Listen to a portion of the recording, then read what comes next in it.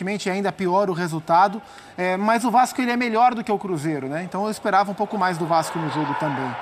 Foi um jogo que mostrou um pouco as fragilidades das duas equipes, pontos fracos delas, ou um pouco do que elas têm como característica, né?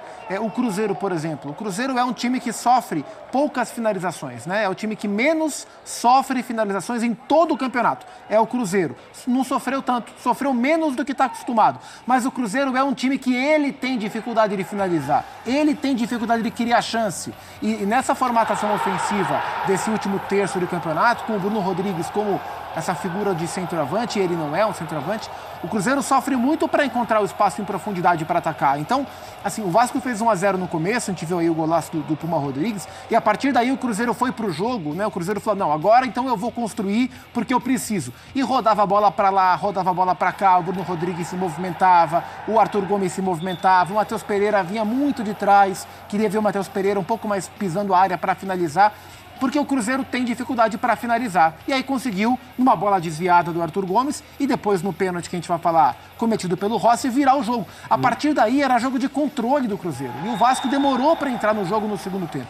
Quando entrou, aí voltando para a característica, entrou para aquilo que o Vasco tem como característica. O Vasco é o time que mais cabeceia no campeonato. O Verratti chegou no meio da competição e ele já é o maior cabeceador do Campeonato Brasileiro. E aí o Vasco começou a disparar cruzamento para o Verratti de tudo quanto é lado. Olha lá, cruzamento daqui, bola de lá, Rafael Cabral defende. Por baixo, o Vasco criava muito pouco.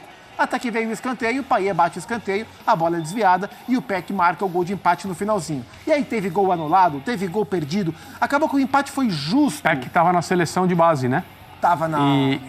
E o Vasco conseguiu que ele jogasse. Sim.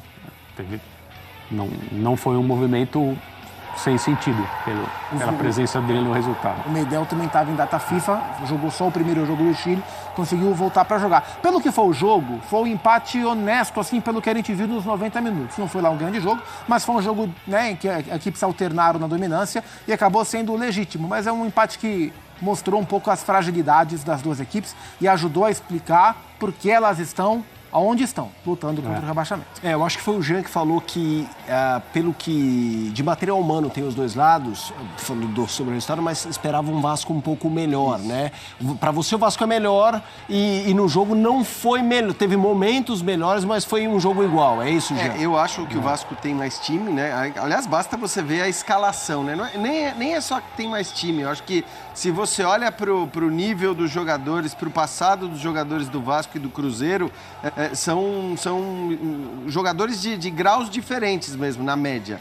Eu acho que o time do Vasco, ele é melhor do que o do Cruzeiro, com melhores jogadores, e acho até que fez melhores atuações nos seus bons momentos neste campeonato. Não foram tantos, mas quando o Vasco teve bons momentos, eles foram melhores do que os bons momentos do Cruzeiro. Mas por isso mesmo, eu até discuto a postura que o Vasco teve no primeiro tempo, principalmente, porque o Vasco sai na frente, sim, com a bela jogada do Puma ali, com um lance de felicidade, mas a verdade é que o Vasco não estava buscando gol, o Vasco estava com as linhas baixas, o Vasco estava esperando. Acho até que seria compreensível essa postura se você tivesse com o estádio lotado, mas não tinha ali, o clima era de, assim, dois times se enfrentando sem nenhuma vantagem do ponto de vista de apoio, de torcida, de pressão, e, portanto, eu acho que o time mais técnico talvez pudesse ter tomado mais a iniciativa do jogo.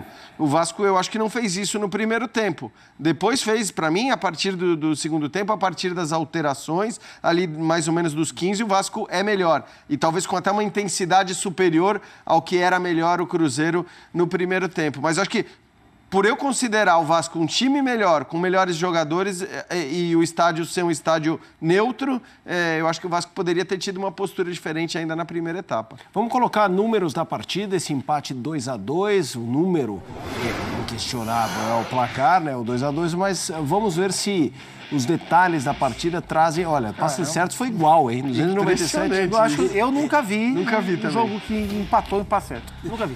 Exato. E empata quase tudo, né? O que não empata ali é finalizações 14-9 para o Cruzeiro, mas é 3-2, 4-4. Esse é uma margem de erro, a prova de eleição presidencial, hein, Zupac? Isso mostra como o jogo foi igual, né? O Vasco começa um pouco melhor, o Cruzeiro cresce da metade para o fim do primeiro tempo, o Cruzeiro começa melhor no segundo tempo, o Vasco cresce da metade para o fim da segunda etapa, então foi um jogo onde as duas equipes não conseguiram sustentar os seus melhores momentos. Na primeira lista do Bielsa, o Puma jogou de zagueiro, como joga hoje o Matias Vinha no Uruguai, né, que é lateral esquerdo. Mas nessa última lista o Puma ficou fora do chamado. Ô André, a gente... E o Castan, Felipe, que falha no primeiro gol, no gol do Puma, participa do início da jogada do gol de empate do Cruzeiro. De certa maneira, se redimindo ali. A gente já falou algumas vezes, a gente faz muito pós-jogo, e como a questão do Z4, mais do que... Se bem que esse ano a questão da luta pelo título também, a gente já teve muita alternância de momentos, o que é pouco comum, às vezes, em disputa entre ponteiros. Mas no Z4 é comum, a gente tem a percepção, agora esse aqui não tá com cara que cai mais. E a gente vê como oscilam. Oscila demais. O Cruzeiro era um que eu não imaginava ter aí sabe, o desfibrilador contra o Galo, a vitória com o Fortaleza, a coisa dando chão. Opa, vamos lá. O Cruzeiro, bem ou mal, tá ali, né? Tá na briga e sobrevivendo rodada a rodada para chegar vivo ali no final. Que o Cruzeiro contra o Palmeiras. O que eu acho que é uma vantagem do Vasco nessa situação contra os seus concorrentes ali, é que o trabalho no Vasco é um trabalho mais inteiro, né? É um trabalho mais completo. A comissão técnica chegou já faz algum tempo. E eu não estou nem comparando com o dia da chegada do Paulo Autuori. Não é disso que se trata. Mas o Ramon Dias, ele pode falar que ele conhece o Vasco, conhece o grupo, tem um bom relacionamento com a torcida. E a missão dada é a missão que ele está tentando executar desde o momento que ele chegou. Passou por várias dificuldades, São Januário fechado, jogadores que chegaram praticamente junto com ele precisavam se inserir ali numa situação que não havia tempo, chega e joga.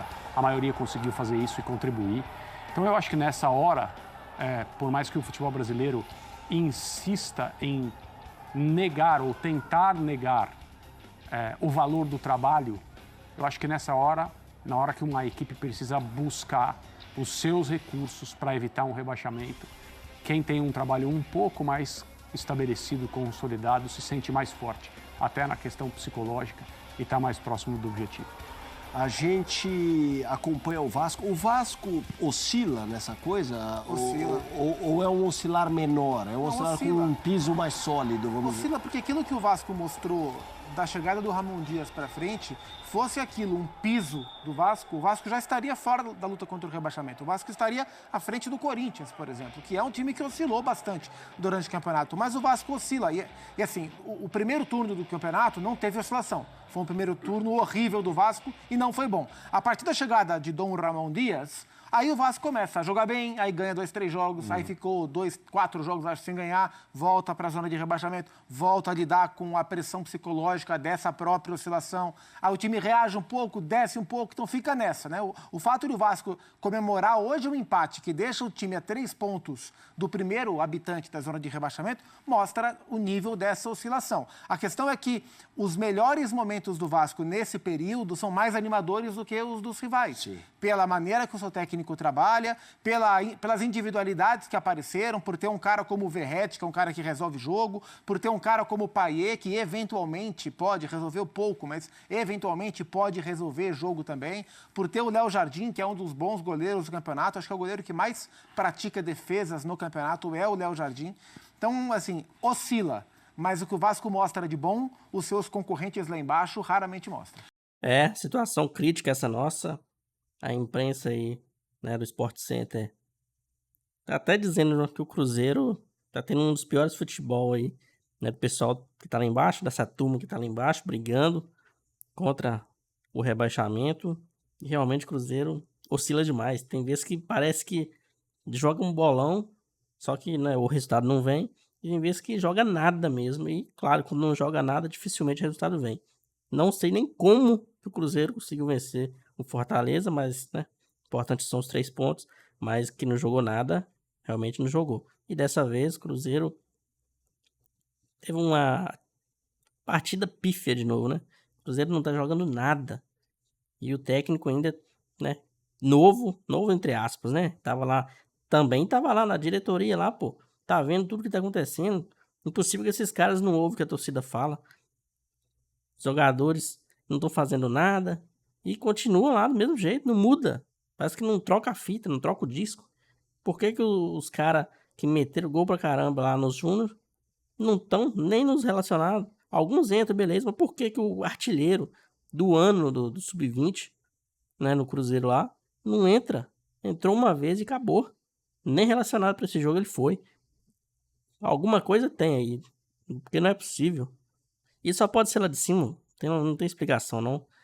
O Ronaldo ainda falando pra colocar o Wesley aí pra tentar vender ele, né? Recuperar um pouquinho do que gastou com ele, porque não faz sentido nenhum. O cara não fez nada e tá aí até hoje.